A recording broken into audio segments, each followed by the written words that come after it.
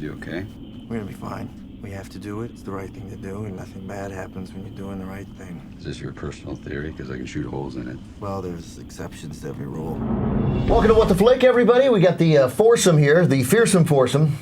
Except for the fearsome part, Ben Mankiewicz, Christy Lemire, Matt Atchity, in the cone of silence, Alonso Duralde. What have you done to get banished this time? Is it the not bathing thing? Again? This time, yes. Yeah. So we are doing, we've done Human Centipede this week, and we're doing the Real Steel, the Real Deal, the Real Steel Deal. And but the biggest release of the week, the Ides of March with George Clooney. Very excited, political movie, George Clooney, two things I love.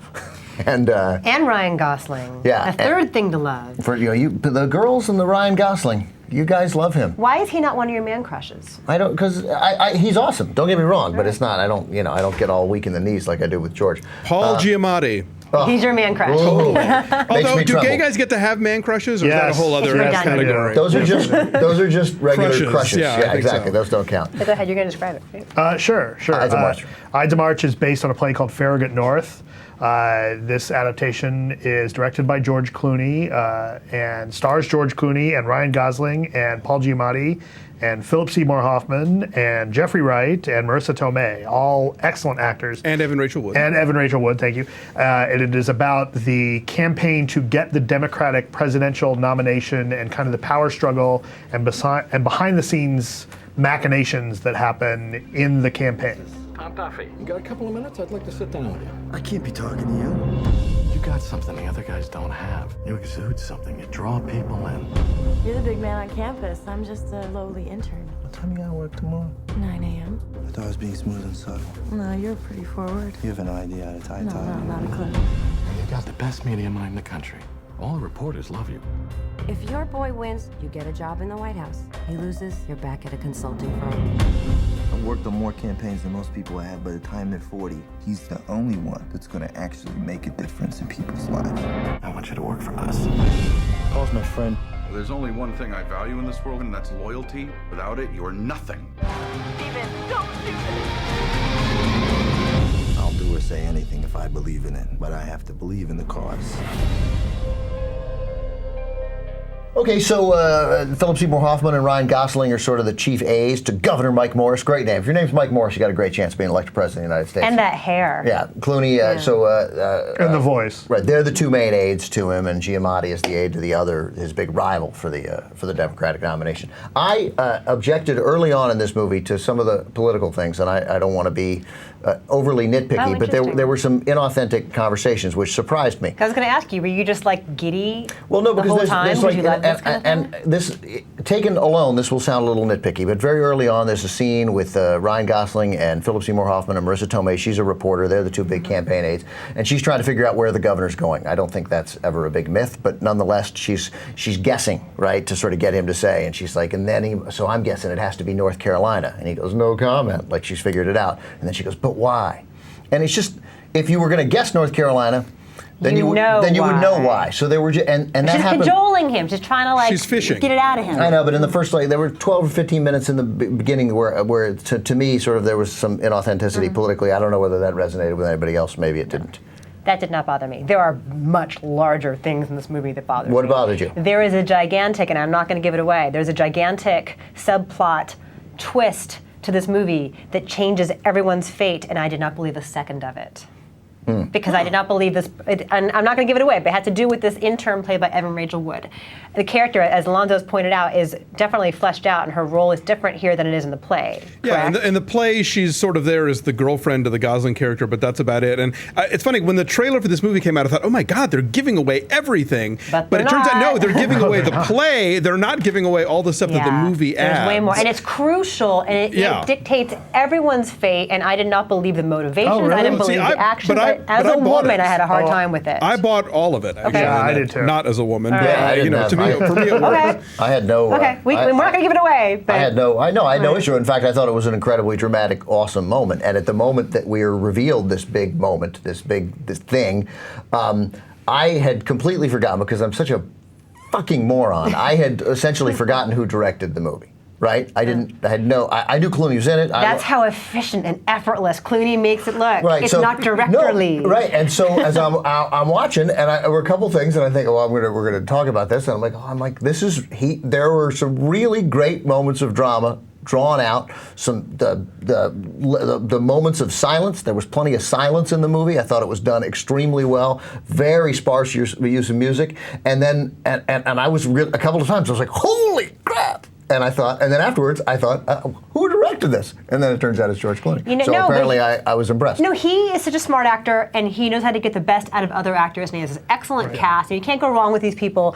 But yeah, if it had just been about the power brokers trying to manipulate each other, if it hadn't had this whole other secondary twist in it with this intern, I would have been I didn't have a problem with that. Okay. One of the things I loved about this movie is at no point did I feel confident that I knew where it was going. I agree. There were a couple moments and I thought, all right, well now it's going to start falling into convention, and they twist it. And by the end of the movie, I'm like, holy shit, I have no idea where this is going. I loved that. Once I realized they were not following the play's sort of blueprints, I was like, okay, you literally sort of like, this could go in one of several directions, and any of them would work, and any of them would be valid, and it really is all about who can sort of outplay who. But it gets soapy and melodramatic when it could have been like smart and serious-minded and weighty the whole time, and that's a problem. I don't see it that way. I didn't think so. I actually think I found it very challenging that what happens reveals such a flaw in so many of the characters. I found that to be really challenging to kind of accept in characters that you think are so great and so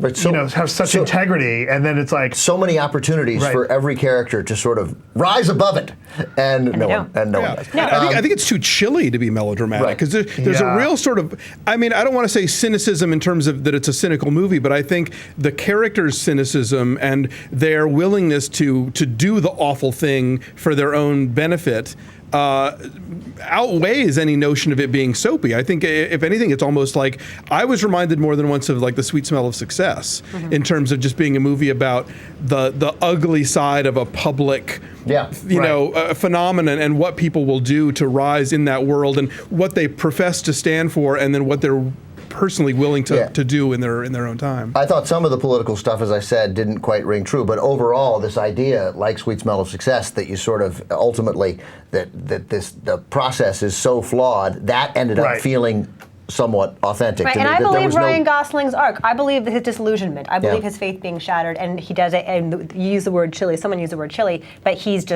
subtle. Yeah. I'm not saying he's the tawdry part of it. It's other stuff. I'm curious because when I was interviewing George Clooney. Did you? So at Telluride for Descendants. Oh, which is excellent, which you loved. Which is excellent, yeah. Alexander Payne's movie. Speaking of chilly, Alexander Payne a little chilly toward me because he thought I was actually praising him, but it apparently may have come out wrong. But anyway, so I was talking to Alexander Payne and George Clooney, and I mentioned to Clooney, and I want to ask Alonso about that since he's the only one who saw the play, because at that point I said, you've got this other movie, Ides of March, coming out too, which is I guess it's based on the Howard Dean campaign, and the play is more Dean related. The play is more directly related, and it's more, literally, like I was saying before, what you see in the trailer is sort of the story arc of the play in terms of the Gosling character sort of being caught up in his own ambition and stumbling from a position of power. But then the movie adds a whole other half to the story that wasn't there before. Sorry, I don't remember the playwright's name, but he co-wrote the screenplay with Beau Willimon. Beau Willimon co-wrote the screenplay with Clooney and Heslov, and I don't know if that's just like a courtesy credit because so much of the play's in the movie, or he actually was part of it. But I think they very organically, when they talk about turning a play into a movie, there's the idea of opening it up, which is just getting it out of people talking in rooms, which they do. But I think they really open up the story in terms of making it take a different shape, but still sort of address the same issues about politics, about personal ambition that the play does. And I think it's quite clear watching it that it originated as a play in some of just the really impossibly snappy, articulate banter. We're really intelligent and funny and quick on our feet, but these, I didn't get that. Not like this. But they're smart people. It's not like this is banter among like the West Wing, I thought, dummies, got away from it a little bit sometimes. And you talk about this, I think, okay, nobody's this smart, nobody is. I didn't have that issue here. I thought I'll tell you the biggest issue I had with this movie. I really liked the plot. I really liked the acting. I liked the tone of it. The biggest problem I had is the politics of it. And I felt like the politics were so over the top that it took me out of the movie. In that the characters get kind of cynical, and yet the candidate that they're behind is, there's one point early on in the movie where they talk about how the Republicans are afraid of Mike Morris, the George Clooney character, as opposed to the other guy they think they can beat. Because the other guy's an old school, big time, traditional liberal, and they think they can beat that guy. And here's this guy who's just amazing, and he's the one that can win the presidency, and that's why the Republicans are scared of him. And then some of the stuff he says in some of the speeches, one of the speeches he gives, he says, from the day one when I'm elected, in 10 years, there'll be no cars produced in the states that run on internal combustion. We're going to tax the rich. And I'm like, he's giving that election away. I'm like, there's no way in hell this guy's electable. And he's an atheist, which I think, and it's like, I'd love to see one, but I don't think you could have a viable American president candidate. And without getting into my own political feelings about that, I felt that the politics that they were showing that he believed in were unrealistic in this day and age to get him elected. I agree. As opposed to the cynicism of how these characters talked about the political process. I felt like that was very knowing, but I felt like the politics were almost like the fantasy liberal politics. I agree. I think they had it actually backwards, that this guy, maybe he's incredibly charming and that would make Republicans afraid, but this guy sounded like the old school liberal, just being willing to say it and believe it, the sort of politics that now we don't think of as being able to get elected. But the idea that he was the moderate saying these things, to me, that part, that didn't mesh with me, but it anyway goes to the same point. I know we got to go and we got to give our numbers, but I will say that when I did talk to George Clooney, my buddy George, this is what, because in person though, here's what it turns out about George Clooney. He's incredibly good looking. Yeah, there's that. Yeah. He's unbelievably charming. He's self-deprecating, but still sort of confident. And he's funny, and he's respectful of all the people around him. So I fucking hate him. Anyway, numbers, Alonso. 7.8. 7.8, good one. Christy. 6.5. Whatever, dude. What did I say? 7? 7. Yeah. So I'm low on Why do you hate movies with good-looking men? Why? Why is it? And 2 good-looking men. I gave it an 8.1. I really liked it. It really rallied. It got better as the movie went on. I don't find myself saying that very often. Overall rating for Ides of March. Don't beware the eye. Don't beware the Ides of March. March 15th. March it's a tough 15th. day. 7.4. Go see it. Bye.